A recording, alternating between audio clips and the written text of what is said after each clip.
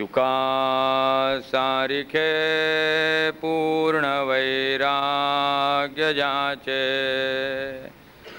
वसिष्ठा परिज्ञान योगेश्वराचे, कवी वाल्मिका सारिखा मान्य ऐसा, नमस्कार माझा सद्गुरु रामदासा। जय जय रघुवीर समर्थ। पहिल्या दशकातला जो पहिला समास आहे त्याचं थोडंसं विवेचन आपण आजच्या प्रवचनात करणार आहोत। पहिल्या दशकातला पहिला समास जो आहे त्याचं नाव आहे ग्रंथारंभ लक्षण। 20 दशक 200 समास असं दासबोधाचं स्वरूप आहे। या ग्रंथारंभ लक्षण नावाच्या पहिल्या समासात समर्थ रामदास स्वामींनी दासबोधाची प्रस्तावना लिहिलेली आहे। आपल्या ग्रंथाला अशा प्रकारे प्रस्तावना लिहिणारे समर्थ रामदास हे पहिले मराठी संत कवी आहेत। साधारणतः कुठलाही पारमार्थिक ग्रंथ म्हटलं की त्याचा प्रारंभ गणेश स्तवनाने होतो।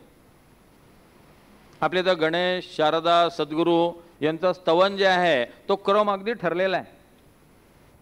त्यानंतर काही ठिकाणी श्रोत्यांचं स्तवन येतं, काही ठिकाणी सभेचं स्तवन येतं। पण गणेश, शारदा, सद्गुरू या 3 स्तवनांच्या समासांचा क्रम जो आहे तो अगदी सगळ्या ग्रंथांमध्ये ठरलेला आहे। पण आपल्याला इथं पाहायला मिळतं की समर्थ रामदासांनी दुसऱ्या समासापासून स्तवन सुरू केलेलं आहे। गणेश स्तवन आहे, दुसरा समास गणेश स्तवनाचा आहे, तिसरा शारदा स्तवनाचा आहे, चौथा सद्गुरू स्तवनाचा आहे, मग श्रोत्यांचं स्तवन केलेलं आहे, कवींचं केलेलं आहे, सभेचं केलेलं आहे, संतांचं केलेलं आहे, नरदेहाचं केलेलं आहे। पण आरंभी आपल्या ग्रंथामध्ये आपल्याला नेमकं काय सांगायचं आहे ती प्रस्तावना समर्थांनी प्रारंभी लिहिलेली आहे। आरंभी श्रोत्यांचा प्रश्न आहे, श्रोते पुसती कोण ग्रंथ, काय बोलिले जी येथ, श्रवण केलियाने प्राप्त, काय आहे श्रीराम। ग्रंथा नाम दासबोध, गुरु शिष्यांचा संवाद, येथ बोलिला विशद, भक्तिमार्ग श्रीराम। दासबोध हा गुरु शिष्यांचा संवाद आहे की ग्रंथा नाम दासबोध, या ग्रंथाचं नाव जे आहे ते दासबोध आहे। एक तर दासबोधातला दास हा शब्द जो आहे तो समर्थांच्या नावाचा शॉर्ट फॉर्म आहे। स्वतः समर्थांनी आपल्याला दास ही बिरुदावली घेतलेली आहे। समर्थांचे अनेक जे अभंग आहेत त्या अभंगामध्ये दास म्हणे अशा प्रकारची बिरुदावली त्यांनी घेतलेली आहे। त्यामुळे दास याच्यामध्ये स्वतः समर्थ आहेत। दासांना झालेला बोध असं दासबोध याचं विश्लेषण केलं जातं। याचा अर्थ बोध होण्यासाठी दास व्हावं लागतं। समर्थांना प्रश्न विचारा, तुम्हाला ज्ञान कसं झालं?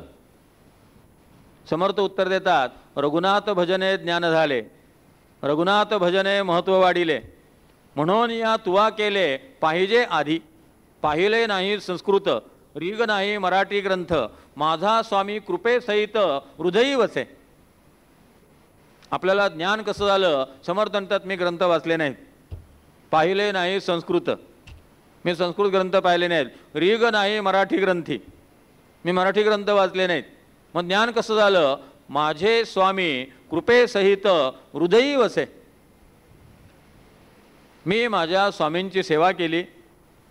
रघुनाथ भजने ज्ञान झाले, रघुनाथ हे माझे स्वामी आहेत, रामचंद्र हे माझे स्वामी आहेत, त्यांची मी सेवा केली, त्या सेवेमुळे मला ज्ञान प्राप्त झालं। पुढे त्याने म्हटलेलं आहे, म्हणून आम्ही सेवकजन सेवेकरिता झाले ज्ञान।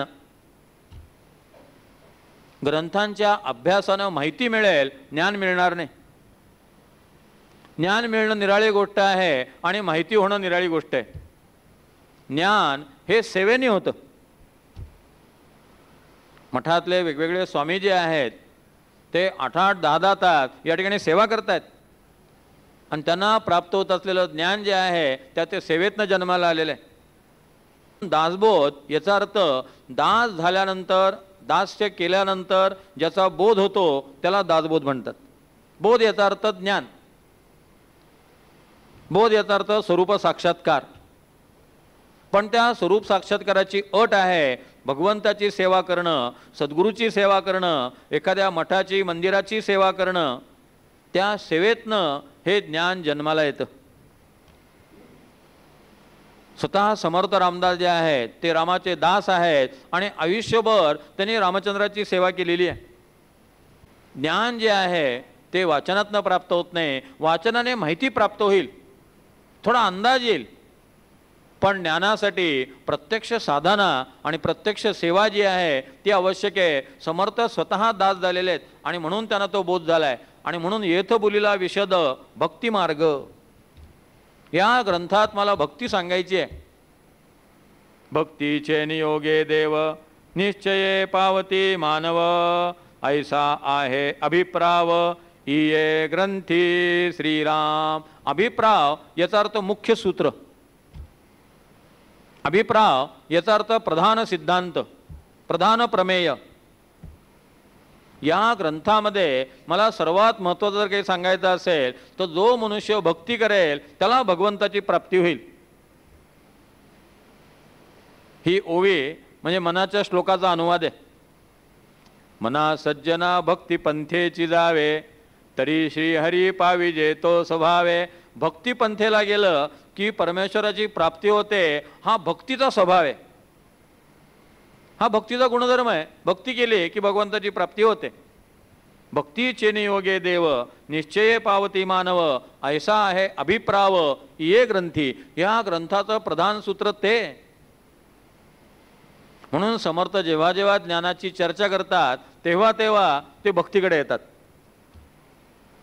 मध्येच रामभजन तरी येतं किंवा मध्येच सद्गुरू भजन तरी येतं. भक्तीच्या द्वारे मनुष्य ईश्वरत्वाला पोहोचू शकतो हे मला सांगायचं आहे. समर्थाने एवढा दासबोध लिहिला पण ते म्हणतात सकळ करणे जगदीशाचे आणि कवित्वची काय मानुषाचे, ऐशा अप्रमाण बोलण्याचे काय घ्यावे श्रीराम. भक्ताचे निसाभिमाने कृपा केली दाशरथीने, समर्थ कृपेची वचने तो हा दासबोध श्रीराम. हा ग्रंथ मी लिहिला नाही, माझ्यावरती माझ्या सद्गुरूंनी कृपा केली. ते स्वतःला समर्थ म्हणून घेत नाहीत, ते रामरायाला समर्थ म्हणतात. समर्थ कृपेची वचने तो हा दासबोध. रामाने माझ्यावर जी कृपा केली त्याची अभिव्यक्ती म्हणजे ग्रंथराज दासबोध आहे. मी दासबोध लिहिला नाही. ज्ञानेश्वर महाराज म्हणतात मी ज्ञानेश्वरी लिहिली नाही. स्वामी विवेकानंद म्हणतात मी व्याख्यानं दिली नाहीत. मी यंत्र आहे. रामकृष्ण यंत्री आहेत, ते मला बोलवत आहेत. तुकाराम महाराज म्हणतात मी अभंग रचत नाही. विठ्ठलाशिवाय मी काहीच करत नाही. सगळ्या संतांच्या जीवनामध्ये हा नम्रतेचा भाव आपल्याला पाहायला मिळतो. समर्थांची ही भूमिका या ठिकाणी दिसून येते की हे सगळं वेगवेगळ्या ग्रंथामध्ये संतांनी सांगितलेलं आहे. समर्थांची भूमिका ही संपादकाची भूमिका आहे. मी ते सगळं एकत्रित केलेलं आहे. यात मी माझं स्वतःचं काही सांगत नाही. एक मात्र आहे आणि मुख्य आत्मप्रचिती शास्त्रे सहित. शास्त्राला सोडून मी काही सांगत नाही, पण शास्त्रातलं जे मी सांगतो त्याची मला अनुभूती आहे. आणि मुख्य आत्मप्रचिती. समर्थांनी निर्गुणाची व्याख्या काय केली आहे? निर्गुण म्हणजे बहुगुण. अनेक गुण असणं म्हणजे निर्गुण. ज्याच्या गुणांची गणना करता येत नाही, काउंट करता येत नाही, त्याला ते निर्गुण म्हणतात. परमात्मा निर्गुण आहे याचा अर्थ तो इतक्या गुणांनी नटलेला आहे, इतक्या रूपांनी नटलेला आहे की ते मापपट्टीने त्याला मोजता येणार नाही. आणि म्हणून वेगवेगळे गुण कसे आत्मसात करावे ते दुसऱ्या दशकात सांगितलेलं आहे. आणि स्पष्टपणे सांगितलंय हे सकळ गुणासी गती, सगुण भाग्यश्री भोगिती, अवगुणात दरिद्र प्राप्ती यदरिती संशयो नाही. जेवढा गुण जास्त तेवढी त्याची किंमत जास्त. रेल्वेमध्ये गाणं म्हणून भीक मागणारे भिकारी पण आहेत आणि एका कार्यक्रमाचे 10 लाख रुपये घेणारे लोक सुद्धा आहेत. हे सकळ गुणासी गती. सगुण भाग्यश्री भोगिती. समर्थ म्हणतात ह्या जगामध्ये विषमता आहे ती गुणांच्यामुळे. टांग्याचा घोडा आणि रेसचा घोडा बाजारात सारखी किंमत असेल का? सदाफुले आणि गुलाब सारखी किंमत असेल का? झेंडूची फुलं आणि कमळ बाजारात सारखी किंमत असेल का? आणि समर्थांचं म्हणणं प्रयत्नाच्या साहाय्यानं माणसाला गुण आत्मसात करणं शक्य आहे. माणसाला सहज बदलता येईल. सर्वात मोठा दोष काय असतो? माणसाला स्वतःचे अवगुण दिसत नाहीत. हे सकळ गुणासी गती सगुण भाग्यश्री भोगिती अवगुणा दरिद्र प्राप्ती यदर्थी संशयो नाही श्रीराम. सकळ अवगुणामध्ये अवगुण आपले अवगुण वाटती गुण मोठे पाप करंटपण चुके ना की श्रीराम. लोक नाना परीक्षा जाणती परी अंतर परीक्षा नेणती तेणे प्राणी करंटे होती प्रत्यक्ष आता श्रीराम. लोक नाना परीक्षा जाणती अंतर परीक्षा नेणती. याने कसं वागायला पाहिजे होतं, त्यांनी कसं वागायला पाहिजे होतं याचा विचार करतात. मी कसं वागायला पाहिजे होतं याचा विचार करत नाही. संबंध दुसरा दशक जो आहे तो समर्थांनी त्यासाठी वेचलेला आहे की अभ्यास करा, की लक्षणं वाचा, आत्मपरीक्षण करा, एकांतात राहा, स्वतःचा अध्ययन करा. आणि स्वाध्याय यज्ञ करत असताना आपल्यातले जे दोष आपल्याला जाणवतात ते पुन्हा मी वागणार नाही, तसं कृतीत आणणार नाही, माझ्या मुखातनं ते बाहेर पडणार नाही याची साधना करा. हीच एक साधना आहे. आणि लक्षात ठेवा ही फार मोठी दिव्य साधना आहे, अतिशय अवघड साधना आहे. मनुष्य स्वतःला बदलायला तयार नसतो.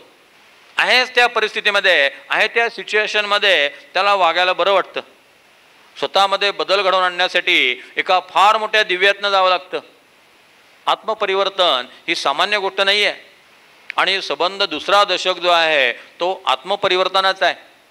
म्हणून मूर्ख लक्षणं सांगितलेली आहेत की स्वतःला तपासा, या चुका आपल्यामध्ये आहेत का, यातले कोणते दोष आपल्यामध्ये आहेत.